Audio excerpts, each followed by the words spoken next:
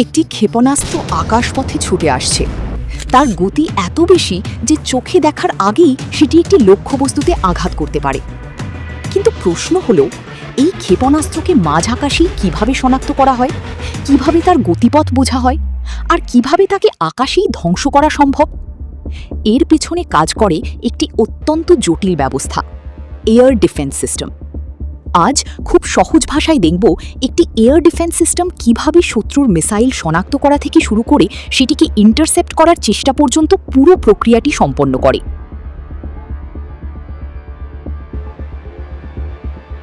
Air defence system বলতে মূলত এমন একটি সমন্বিত প্রতিরক্ষা ব্যবস্থা বোঝায় যার কাজ হল আকাশপথে আসা বিভিন্ন হুমকি, যেমন বিমান, ড্রোন, ক্রুজ মিসাইল বা কিছু ধরনের ব্যালিস্টিক মিসাইল শনাক্ত করা এবং প্রয়োজন হলে প্রতিহত করার চেষ্টা করা।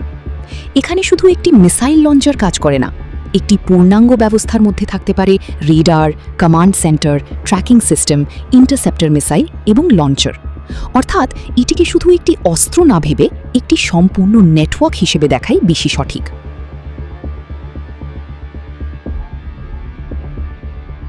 সবকিছু শুরু হয় ডিটেকশন দিয়ে। ধরুন আকাশে একটি অজানা বস্তু প্রবেশ করেছে। এটি কোথায় আছে, কত দূরে আছে এবং কোন দিকে যাচ্ছে, এসব তথ্য জানতে রেডার গুরুত্বপূর্ণ ভূমিকা পালন করে। রেডার আকাশে রেডিও বা ইলেকট্রোম্যাগনেটিক সিগন্যাল পাঠাতে পারে। কোনো বস্তু সেই সিগন্যাল প্রতিফলিত করলে সিস্টেম তার অবস্থান সম্পর্কে ধারণা পেতে পারে। এখানে শুধু একটি বস্তু দেখা গেছে এতেই কাজ শেষ নয়। এয়ার ডিফেন্স নেটওয়ার্ককে বোঝার চেষ্টা করতে হয় এটি কি বিমান, ড্রোন নাকি ক্ষেপণাস্ত্র। এই প্রক্রিয়ায় বিভিন্ন সেন্সর এবং তথ্য একত্রে ব্যবহার করা হতে পারে। কোনো লক্ষ্য শনাক্ত হওয়ার পর শুরু হয় ট্র্যাকিং। এখন শুধু লক্ষ্য কোথায় আছে তা নয়, তার গতি, দিক এবং সম্ভাব্য গতিপথ বোঝার চেষ্টা করা হয়। একটি মিসাইল যদি সরল পথে নাও আসে, তবুও বিভিন্ন ট্র্যাকিং সিস্টেম তার অবস্থান বারবার নির্ণয় করতে পারে। এর ফলে কমান্ড সিস্টেম অনুমান করতে পারে এই লক্ষ্য কোথায় যাচ্ছে এবং সেটি কোন অঞ্চলের জন্য হুমকি হতে পারে। এই ধাপটি অত্যন্ত গুরুত্বপূর্ণ, কারণ ভুল ট্র্যাকিং হলে পরবর্তী সিদ্ধান্তও ভুল হতে পারে।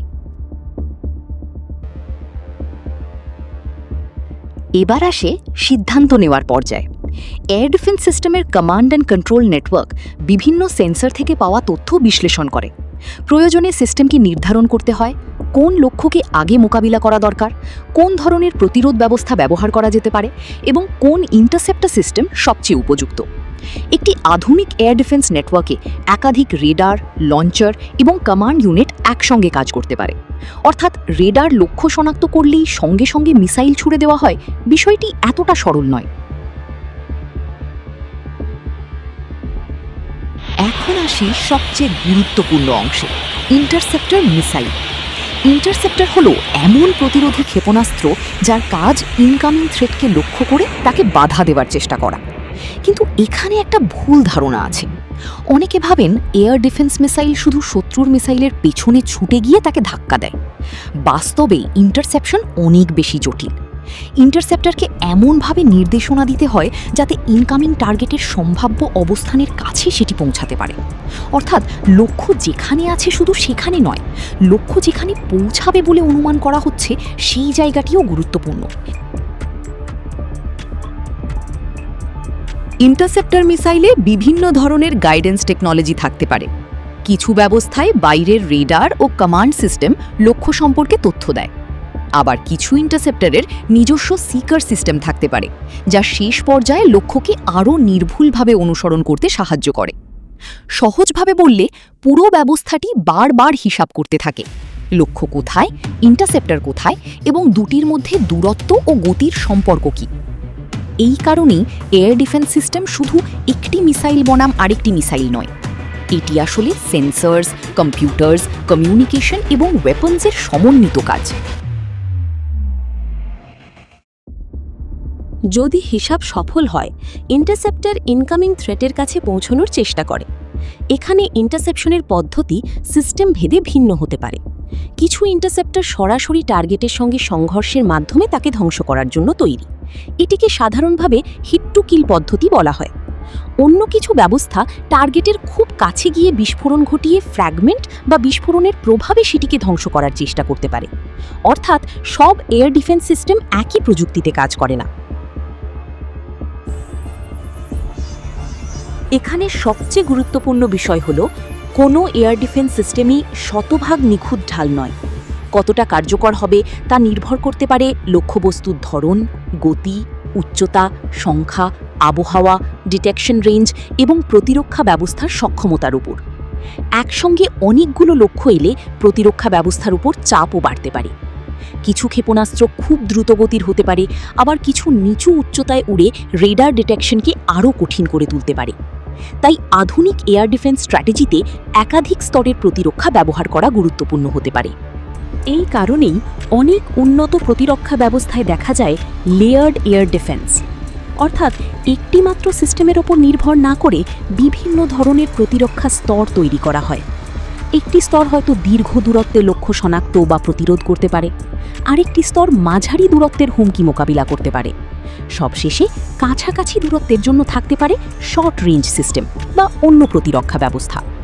সহজ ভাষায় একটি দরজা নয়, একাধিক দরজায় নিরাপত্তা।